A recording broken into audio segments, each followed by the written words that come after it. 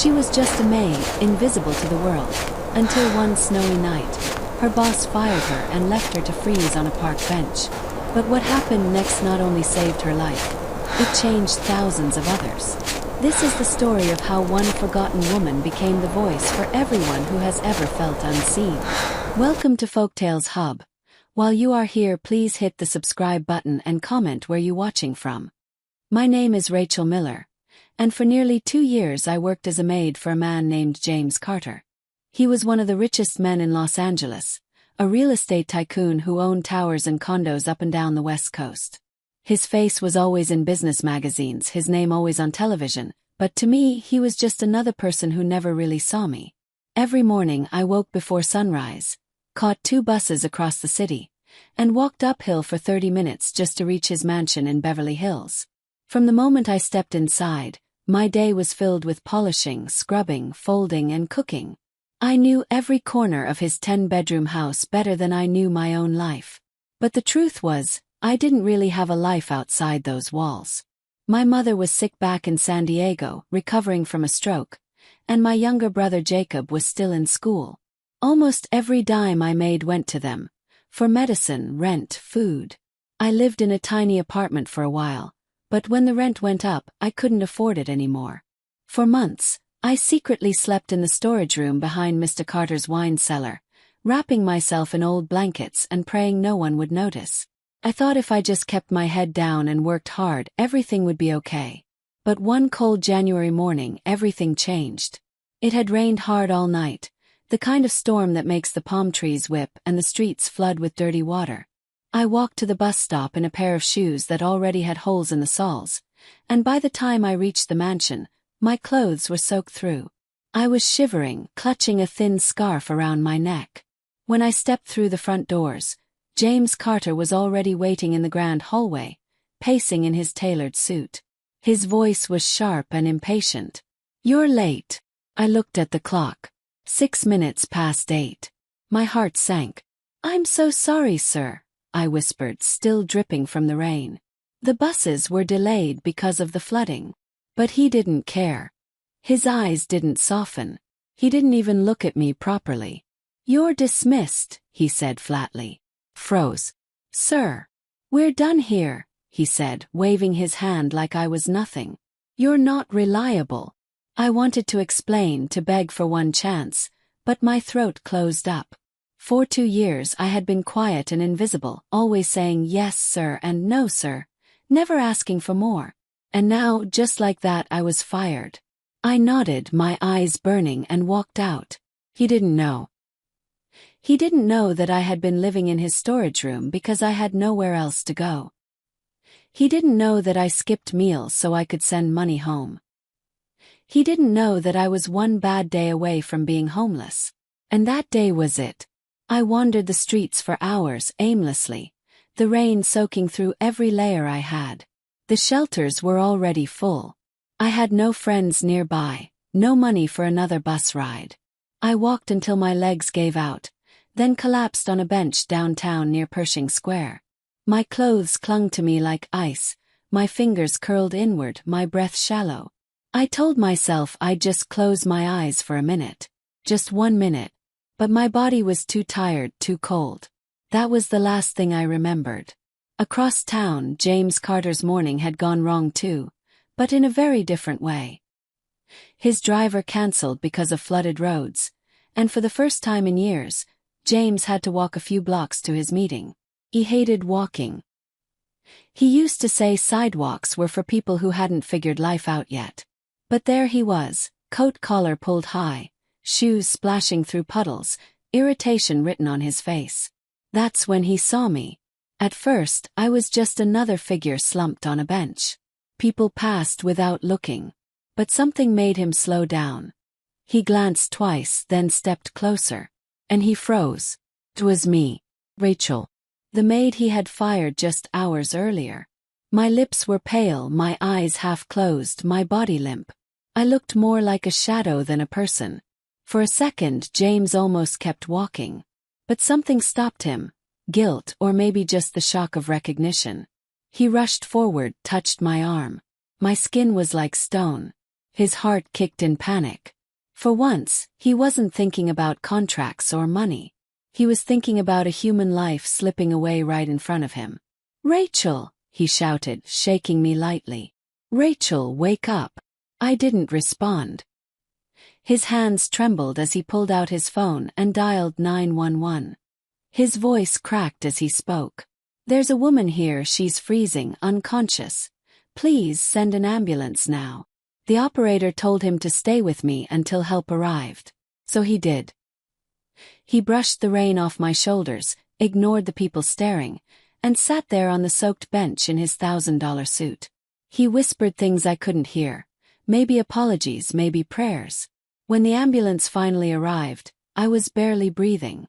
They wrapped me in blankets, lifted me onto a stretcher, and rushed me to the hospital. James didn't leave. He followed the ambulance in his car, his heart pounding like never before. The doctors said I had hypothermia and pneumonia. Another hour in the cold and I might not have survived. When I opened my eyes 2 days later, I saw him sitting by my bed. James Carter, the man who had thrown me away like nothing, now looked pale, tired, and guilty. His expensive suit was wrinkled. His eyes red like he hadn't slept. I whispered, my voice dry. "Am I dead?" He shook his head. "No, you're alive. You're safe now." I turned my face away. "Why are you here?" There was a long silence. Then he said softly, "Because I should have seen you. I should have known. And I'm sorry." For the first time I saw not the billionaire everyone admired, but a man who finally realized what it meant to be human. And that was just the beginning. When I woke up the second time in the hospital, daylight was streaming through the window. For a moment I didn't know where I was. The sheets were soft, the air smelled faintly of disinfectant, and the steady beeping of the monitor beside me was the only sound. My body still ached, my chest burned when I tried to breathe, but I was alive. And sitting in the chair by my bed, still in the same wrinkled suit as before, was James Carter. First I thought I was dreaming. Why would a man like him, who never even remembered the names of half the people who worked for him, sit for hours at the bedside of a maid he had fired? He must have sensed I was awake because he looked up. His eyes, usually cold, sharp, and calculating, were different now. They looked human, tired, heavy. "How are you feeling?" he asked quietly. I swallowed, my throat dry. Like someone dragged me back from the grave. He almost smiled, but then it faded, replaced by guilt. "I'm sorry, Rachel. For everything. I should have asked, should have noticed. I didn't see what you were going through. And I fired you without a second thought. That was wrong. That was cruel." I stared at him, unsure what to say. Part of me wanted to scream at him, to tell him how his carelessness had nearly killed me. But another part of me was too tired, too numb. "You didn't know," I whispered. "That's the problem," he said, his voice breaking. "I never know. I never ask. People work for me and I don't see them. I don't even try." Closed my eyes. I didn't have the strength for his guilt. My body needed rest more than my heart needed apologies. But deep inside something shifted. For the first time, James Carter looked less like a giant, untouchable figure, and more like a man trying to find his way through the same broken world. The doctors told me I needed at least 2 weeks in the hospital. Pneumonia had settled deep in my lungs, and my body was weak from months of exhaustion. They said if I pushed myself too soon I could relapse.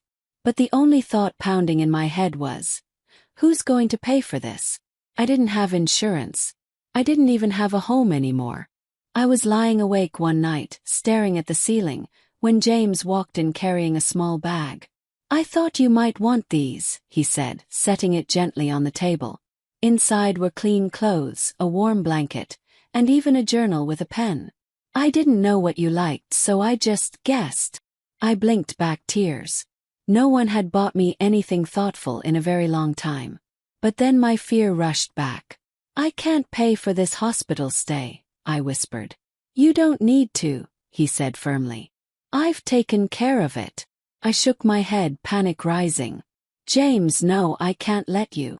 You almost died because of me, he interrupted, his voice raw. This is the least I can do. I didn't answer. My pride wanted to resist, but my reality wouldn't let me. Without him, I wouldn't even have lived long enough to argue. As the days passed, James came often. Sometimes he brought books or flowers. Sometimes he just sat silently by my bed. He didn't push me to talk. He didn't try to fix everything at once. He just stayed. And slowly, I began to see a side of him I'd never imagined. One evening I asked him, "Why are you really here? Is it guilt?" He hesitated, staring at the floor. Maybe it started that way. But now, I think it's more than that. You remind me of something I lost a long time ago. What do you mean? He leaned back in the chair, his eyes distant. My mother. She worked 2 jobs when I was a kid. I used to watch her come home late at night, exhausted, still smiling for me. She never had help. She never complained. And I promised myself I'd make enough money so I'd never struggle like her. He paused, his voice trembling. But in chasing that dream, I became the kind of man who forgot people like her. People like you. His confession hung heavy in the room. For the first time, I saw that his wealth wasn't just power. It was also a wall he had built around himself, brick by brick, until he was blind to the lives beneath him. That night, after he left, I held the journal he had given me and wrote for the first time in years. I wrote about my mother, my brother Jacob, the endless nights of scrubbing and folding, the hunger, the loneliness. And I realized something. My story wasn't just mine. It was the story of thousands of invisible workers in this city. People no one ever saw until they collapsed. By the time I left the hospital, I was stronger. Still weak, still coughing, but alive. James insisted on driving me himself. When we reached the mansion, I froze. I can't go back in there, I whispered. He nodded slowly. I understand. I'm not asking you to. But I have another place for you. Somewhere safe. He drove me across town to a small, furnished apartment overlooking the ocean. It wasn't lavish, but it was warm, clean, and mine. Tears filled my eyes. I don't deserve this. He looked at me seriously. Yes, you do. You deserve to be seen, to be safe, to be treated like a human being, not a shadow. And for the first time in years, I felt the fragile spark of hope. But what I didn't know then was that this was only the beginning of something much bigger, something that would change not only my life, but his as well. Moving into that little apartment by the ocean felt like stepping into another world. For months, I had been living in shadows, hiding in storage rooms, curling up on benches, praying for one more day. Now I had a key, a door, a bed that was mine alone. I remember standing in the middle of the small living room, the sound of the waves crashing faintly in the distance, and just crying. Not from sadness, but from the strange, overwhelming feeling of being safe. James had stocked the fridge. There were groceries, fresh towels, even a vase with sunflowers on the table. I hadn't told him sunflowers were my favorite. Somehow he just knew. The first night I slept there, I woke up several times, afraid it wasn't real. I kept touching the sheets, listening to the hum of the refrigerator, reminding myself this wasn't a dream. For the first time in years, I didn't have to hide. But along with that relief came a strange fear.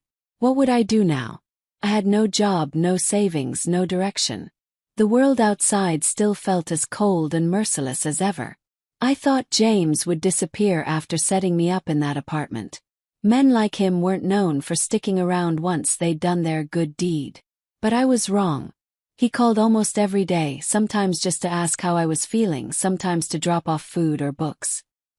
He even brought Jacob and my mother up from San Diego for a weekend, arranging their travel, covering her medical bills, making sure they stayed in a comfortable hotel. When my mother saw me, she wept. "Rachel, you're alive," she said, holding my face in her thin hands. "I thought I was going to lose you." "I'm here, Mom," I whispered. "I'm okay now." James stood quietly in the corner, not intruding, not showing off, just letting us have our moment. Later, when I thanked him, he shook his head. "You don't owe me thanks," he said. "I owe you something bigger. I just don't know what yet." That sentence stayed with me.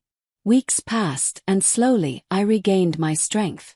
I started taking walks by the beach, reading in the evenings, even writing in the journal he'd given me. At first, it was just scribbles of thoughts and memories. But soon I began writing about the people I used to work alongside, the janitors, the nannies, the cooks. Stories of tired eyes and aching backs, of laughter shared in whispers, of dreams kept alive through sacrifice. One afternoon, James stopped by unannounced. He saw the journal open on the table and asked, "What's this?" I hesitated. "Just stories." He picked it up carefully like it was something precious. He read a few lines, then looked at me. "Rachel, these aren't just stories. This is truth. This is power." I shrugged, embarrassed. "They're just words." "No," he said firmly. "They're voices that people like me have ignored for too long." That was the first time I realized James wasn't just trying to make himself feel better. He was changing. Slowly, awkwardly, but sincerely. He started asking me questions he never would have before. "What do you think my employees feel working for me? How can I make sure no one else goes unseen like you did?" At first, I didn't know how to answer. But then I realized he actually wanted to know. He was listening, really listening. One evening, he invited me to dinner at a small family-run restaurant in the city. Not one of the expensive five-star places he was used to, but a simple diner with checkered tablecloths and warm bread. "Why here?" I asked. He smiled. "Because I'm learning that sometimes the best meals aren't served on gold plates." Over soup and sandwiches, he asked me about my dreams. I laughed bitterly at first. Dreams. I stopped having those a long time ago. "Then start again," he said gently. "What would you do, Rachel, if money and survival weren't holding you down?" The question stunned me. I had never thought beyond surviving the next day. I looked out the window, the city lights twinkling against the dark sky, and whispered, "I'd help people like me. People no one sees." He leaned forward, his eyes burning with intensity. "Then let's do it." I blinked. "What do you mean?" "I mean," he said, "you're not going back to scrubbing floors. You've lived through something most people couldn't survive. You understand what it means to be invisible, and you have the heart to make a difference. Come work with me not as a maid but as someone who can change the way I run things. Help me build something that actually cares about people." I stared at him, stunned. "James, I don't know anything about business. I don't have a degree, I don't." "You have something better," he interrupted. "You have truth. And people will listen if we give you a platform." His words scared me. They also lit something inside me I thought was long dead. That night, I went home and stared at my reflection in the mirror. I still looked like the same Rachel. Hair tied back, skin pale from illness, eyes shadowed with exhaustion. But somewhere deep inside, a spark had been reignited. Maybe I could matter. Maybe my story could matter. A few weeks later, James invited me to one of his company meetings. I almost said no. I didn't want to sit in a room full of executives in suits who would look at me like I didn't belong. But James insisted. "Just come and watch," he said. "You don't have to speak." Not yet. I sat in the corner of the glass-walled conference room as men and women argued over numbers and charts. None of it made sense to me. But then, in the middle of a heated debate, James stopped. "Let's ask Rachel," he said, turning toward me. Every head in the room swiveled in my direction. My face burned. I don't know anything about this," I stammered. James smiled. "Just tell us what you see." I looked at the papers on the table. Long hours, tight budgets, endless demands on workers. I thought about all the maids and janitors I had known, the way they smiled through pain, the way they stayed quiet because their voices didn't matter. "It looks like numbers," I said softly. "But behind those numbers are people. People who are tired, people who are scared to lose their jobs, people who go home at night wondering if they can pay rent or buy groceries. If you don't see them, you'll lose them. And then none of these numbers will mean anything." The room fell silent. For the first time, I realized my voice could cut through the noise. James gave me a small nod of encouragement, and in that moment, I knew. My life was no longer about surviving. It was about speaking. About making sure no one else faded into the background like I once did. What I didn't know then was that the path ahead would not be easy. Change never comes without resistance. But for the first time I wasn't walking it alone. Walking out of that conference room I felt my knees shaking. My words had slipped out like a whisper, but somehow they had landed with the weight of thunder. I kept replaying the silence that followed, the stunned faces, the way James had looked at me as if I'd just revealed a truth he'd been blind to for years. But not everyone was impressed. 2 days later, James invited me to another meeting. This one smaller, more intimate, just a few senior managers. The moment I walked in, I felt the chill. They looked at me like I didn't belong, like I was an intruder in a world made only for suits and titles. One man, a sharp-eyed executive named Richard, leaned back in his chair and smirked. "So, this is the consultant." James's jaw tightened. "This is Rachel. She's here because she has insight you don't." Richard chuckled. "With all due respect, Mr. Carter, she was a maid. What kind of insight could she possibly have about running a billion-dollar company?" His words sliced through me, reopening every wound I thought had started to heal. My fists clenched under the table. I wanted to run, to disappear back into the shadows. But then I caught James's eyes. He gave me the smallest nod, the same nod he'd given me in the last meeting. So I did. "You're right," I said, my voice trembling but steadying with every word. "I was a maid. I scrubbed toilets and polished floors and folded laundry for hours you wouldn't last a single day doing. And while I worked, I listened. I saw the fear in other workers' eyes when their paycheck didn't stretch far enough. I saw women hide their pain because they couldn't afford to rest. I saw men work themselves sick because they were too scared to be late.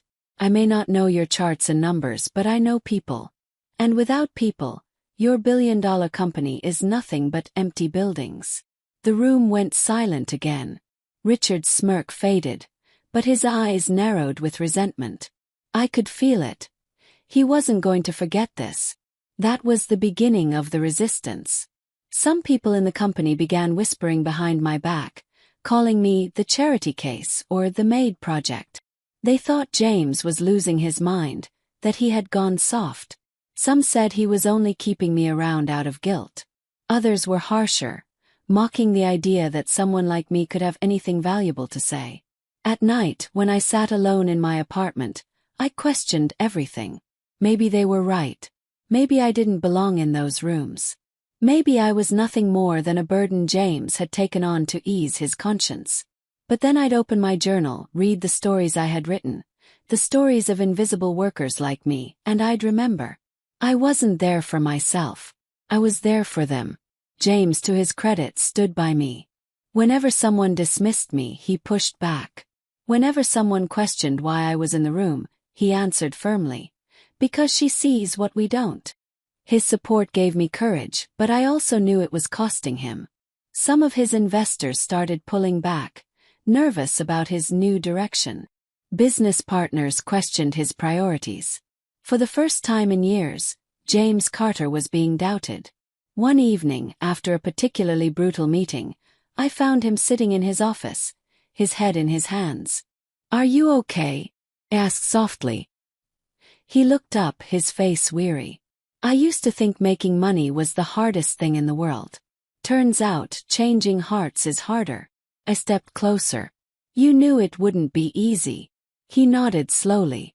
"But sometimes I wonder if I dragged you into a fight you shouldn't have to fight." I sat across from him. "James, I've been fighting my whole life. The difference is, now someone finally sees me. And if this is the fight I was meant to take on, then I'm not afraid." His eyes softened, and for a moment silence filled the room, heavy with unspoken understanding. Not long after, James invited me to speak at a company-wide gathering. My stomach twisted with fear, but I knew this was my chance. I stood on that stage, looking out at hundreds of employees, janitors, secretaries, managers, construction workers, and I told my story. Not polished, not perfect, just raw truth. "I was invisible," I said. I worked among you, and I thought no one cared if I lived or died. But someone finally saw me, and it saved my life. I'm here because I don't want any of you to ever feel like I did. You are not invisible. You matter." The room erupted in applause. Some people cried. And for the first time I felt the power of my voice echo back at me like a promise. But change is never welcomed by everyone.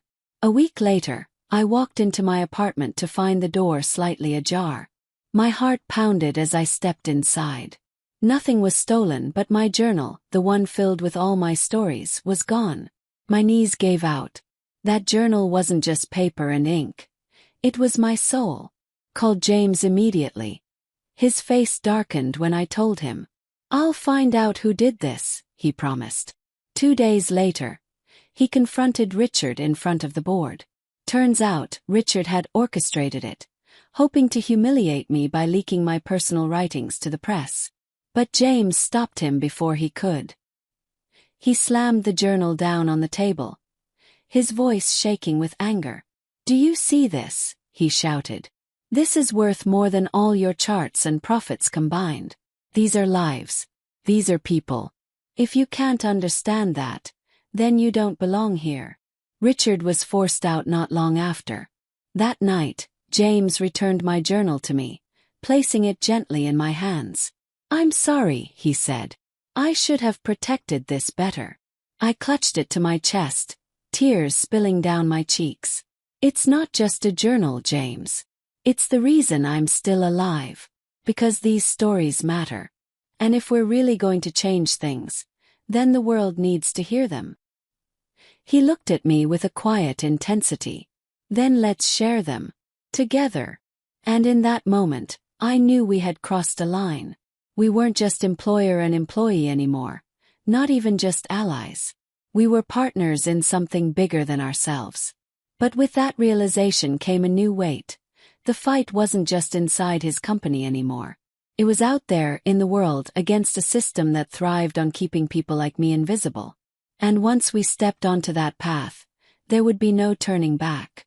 The weeks after Richard's dismissal felt like walking into a new season. The air itself seemed lighter, freer, as if a storm had finally passed. For the first time, I saw employees at the company walk with their heads a little higher. Some stopped me in the hallway, shaking my hand, whispering, "Thank you. You said what we've always felt but couldn't say." It wasn't just me they were thanking. It was the truth I carried for all of us. James began making real changes. He didn't just put on a show of caring. He rewrote policies, raised wages, gave workers proper breaks, and set up a program where employees could voice their concerns without fear. But he didn't stop there. One afternoon, he walked into my apartment with a folder in his hand. "Rachel," he said, "I want you to see this." Inside were plans for a new department in his company. Employee Care and Ethics. And under the title he had typed one name. Director, Rachel Miller. I froze, staring at the page. "Me. James, I don't even have a college degree." "You don't need one," he said firmly. "What you have can't be taught in any classroom. You have lived this. You know the cost of being invisible. You can make sure no one else here ever feels that way again." Tears blurred my vision. My whole life, I had scrubbed floors and swallowed my voice, believing I was meant for nothing more. And now, someone was handing me a chance to turn my pain into purpose. I took a deep breath and whispered, "Yes." The following months were a whirlwind. I learned to navigate meetings, draft policies, and listen to employees' stories with both compassion and determination. At first, some still doubted me, but little by little, respect replaced skepticism. They saw that I wasn't there to take credit. I was there to fight for them. And James, he changed too. He was no longer just the man in the tailored suit who cared only about profits. He started showing up at construction sites, sitting down with janitors, asking secretaries about their families. People were stunned. The untouchable billionaire was finally human. One day, after a long meeting, I found him standing by the window of his office, staring out at the city. "You know," he said quietly, "I used to think the skyline out there was proof I'd made it. But now, when I look at it, I wonder how many lives were broken building it. How many Rachels I walked past without seeing. I stepped beside him. You can't change the past. But you're changing the future. He turned to me with a small smile. With you. It wasn't romantic. It was something deeper. A bond born of fire and survival, of guilt turned into growth, of pain turned into purpose. Not long after, I was invited to speak at a national workers' conference. When I stepped onto that stage, my heart hammered in my chest. Hundreds of people stared back at me, waiting. I took a shaky breath and began. My name is Rachel Miller. For 2 years, I was a maid in Los Angeles. I scrubbed and cleaned for people who never learned my name. When I lost my job, I lost everything. I nearly froze to death on a park bench. I thought my life was over. But someone saw me. And because of that, I'm standing here today. Not just for myself, but for every invisible worker who deserves to be seen. As I spoke, I saw heads nodding, eyes filling with tears. My story was no longer just mine. It was theirs too. When I finished, the applause shook the room. Reporters wrote about it. My name appeared in articles, my words quoted on television. Suddenly, the woman who had once been invisible was being heard across the nation. But the truth is, I wasn't doing it for recognition. I was doing it because I remembered what it felt like to lie on that freezing bench, certain that the world didn't care if I lived or died. I wanted to make sure no one else ever felt that way again. Back in Los Angeles, James expanded his reforms. Other companies began to notice, some even adopting similar programs. He no longer measured his success in dollars but in lives changed. One evening, as the sun set over the ocean, I sat on the balcony of my apartment, journal in hand. James had stopped by, bringing coffee as usual. We sat in silence for a while, listening to the waves. "Do you ever think about that night?" he asked suddenly. He nodded. "Every day." "So do I," he admitted. "It haunts me. If I hadn't turned back, if I had walked past you like everyone else." His voice trailed off, heavy with unspoken horror. I looked at him and said softly, "But you didn't." He turned back. And that choice changed everything. He let out a long breath. Funny how one moment can rewrite an entire life. I closed my journal, holding it against my chest. It's not just our lives, James. It's all the others who will be seen because of it. And in that moment I realized the truth. My story hadn't ended on that bench. It had only just begun. I was no longer the maid who lived in shadows. I was no longer invisible. I was a voice, an advocate, a reminder that dignity belongs to everyone, no matter where they come from. And James. He was no longer the cold billionaire who fired me without a thought. He was a man who had been humbled, broken open, and remade. Together, we had transformed pain into purpose, and darkness into light. The story of my life was no longer about survival. It was about hope, about second chances, about the power of being seen. So if you're listening to me now, remember this. Sometimes the smallest act of compassion can ripple into something far greater than you imagine. Sometimes turning back instead of walking away can save not just one life but many. And sometimes the people the world overlooks are the very ones who will change it.